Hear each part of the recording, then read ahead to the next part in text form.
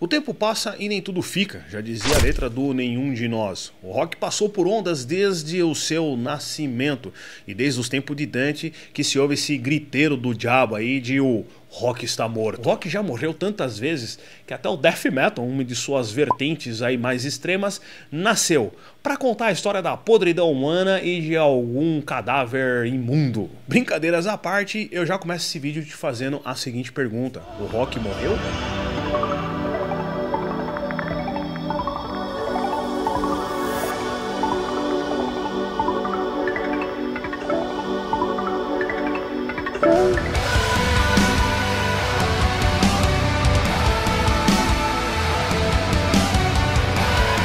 Desde o blues até o metal mais extremo, o rock evoluiu e ganhou outras formas, texturas e timbres. A década de 80 mostrou ao mundo que o heavy metal havia tomado conta do mercado e ditado através do punk, um dos seus progenitores, todo o comportamento dos jovens daquela época, ultrapassando inclusive o próprio ambiente metalístico e adornando o cenário pop, com jaquetas de couro e cintos de bala.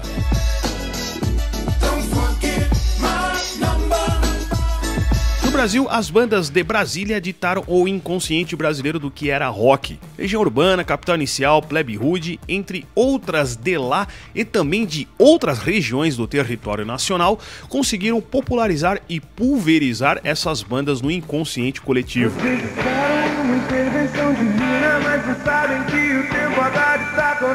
Logo, o brasileiro médio tinha contato com guitarras, baixos, baterias, teclados e vocalistas, que tinham performances e letras que iam desde o protesto até a poesias homéricas.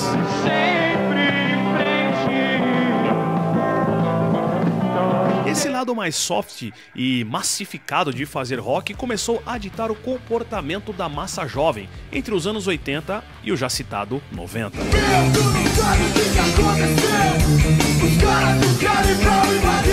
O que fazia a molecada da época se interessar por tocar instrumentos, e aí surgiram aqueles roqueiros pós-grunge, com camisa de flanela, camiseta do Smile amarelo do Nirvana, tocando Pais e Filhos num Giannini na pracinha. O que irritou a ala mais extrema do metal.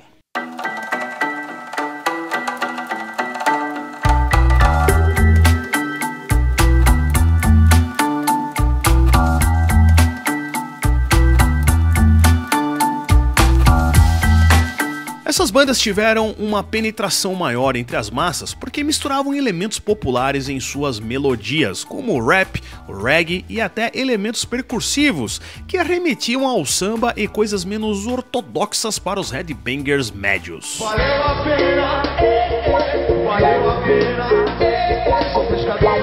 Mas ainda assim eram bandas com músicos reais, abrindo as portas do rock para pessoas que nunca tinham ouvido falar de um riff ou distorção.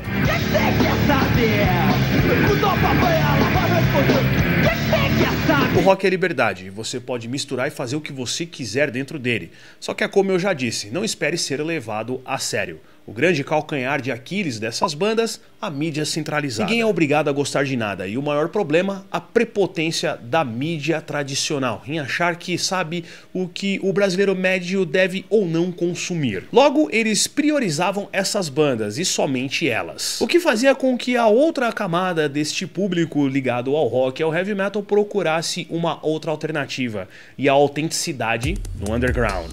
O empresariado brasileiro é muito vulgar, né? Então, essas coisas estão envolvidas, tipo assim, não vão melhorar, porque pra que melhorar? O povo é burro, o povo gosta de comer cocô.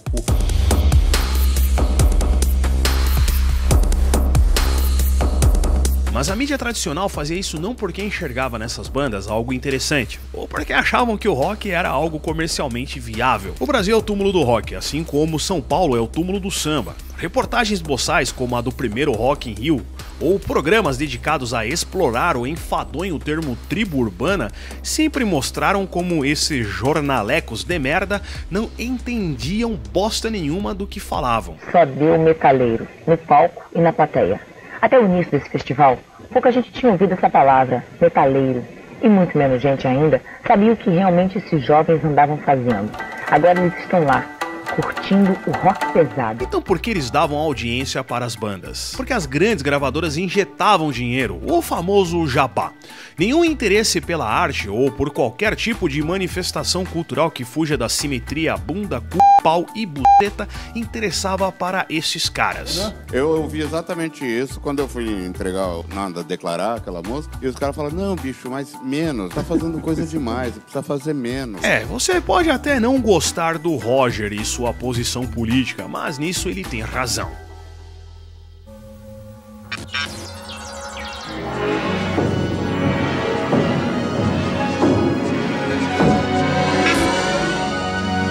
Algumas empresas chegaram a dar uma atenção mesmo que mínima para as bandas mais tradicionais do rock e do heavy metal, como a MTV e o Fúria Metal. No. You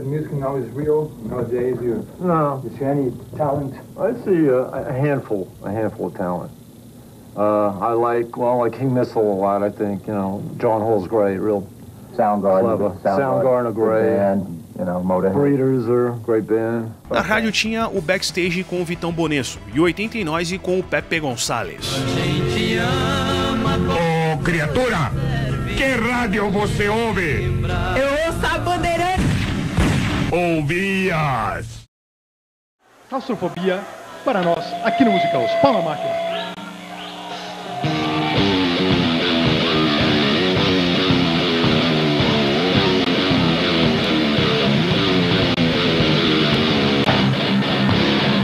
Quando Gastão saiu da MTV, junto com o Clemente, eles fundaram um dos últimos refúgios do underground nacional, o Musicaus.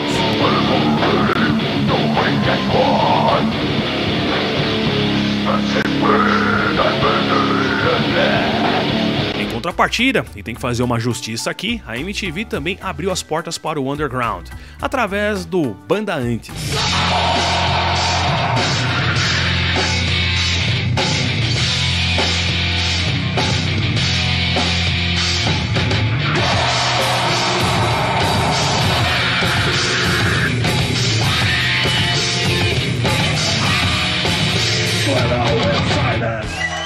Mas o mundo estava mudando.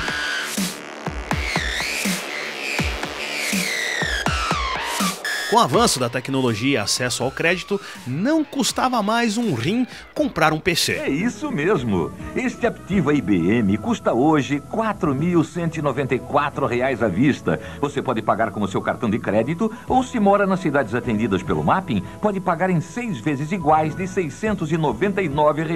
Aproveite. O primeiro cheque é para 8 de maio. Isso mudaria todo o jogo. A internet e o crescimento de redes sociais e plataformas de streaming descentralizou a mídia. Hoje qualquer um pode ter um veículo de comunicação e falar sobre o que quiser. Como a mídia tradicional parou de receber dinheiro das grandes gravadoras, abandonou completamente bandas de pop rock. Com o fim da MTV, o mercado não tinha mais uma divulgadora central. Eu fui até ali. Nós fomos juntos até algum lugar, galera.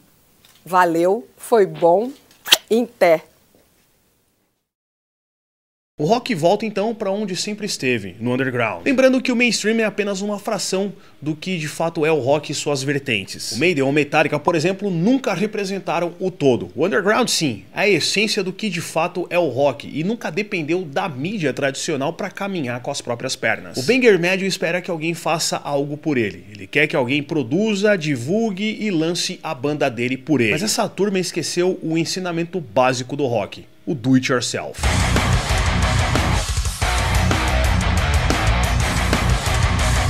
O Brasil é engraçado, um eterno coronelato cheio de chororô. Você está sozinho e nunca dependeu de ninguém para fazer essa porra andar. O metal hoje vive do do-it-yourself em sua plenitude. Tem as plataformas e redes sociais disponíveis para a criação. Só falta você estudar e entender como a máquina funciona. A sensação de que o rock morreu existe porque o brasileiro médio ainda espera que a mídia tradicional faça algo por ele, o que é uma idiotice.